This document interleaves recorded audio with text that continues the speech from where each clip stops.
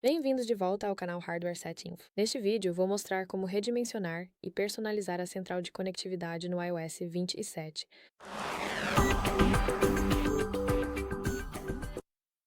Então, vamos começar. Primeiro, você precisa abrir a central de controle e, agora, vamos tocar no botão de mais no canto superior esquerdo e localizar a central de conectividade. Ela tem esta aparência. Aqui você tem seu Wi-Fi, Bluetooth, celular, AirDrop e alguns outros recursos.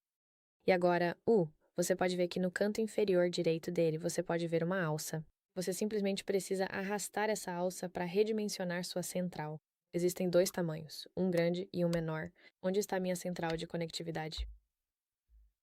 Agora, se você me permitir, deixe-me adicioná-la de volta ao sistema rapidamente, para que tudo fique exatamente como estava antes.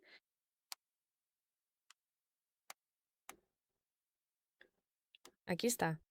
Você pode redimensioná-la exatamente assim, e enquanto ainda estiver no modo de edição, você pode movê-la. Então, basta tocar e segurar a central de conectividade, e você pode arrastá-la para uma nova posição na sua tela.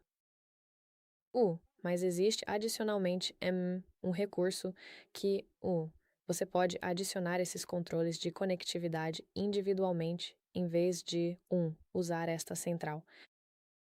Então, novamente toque neste mais.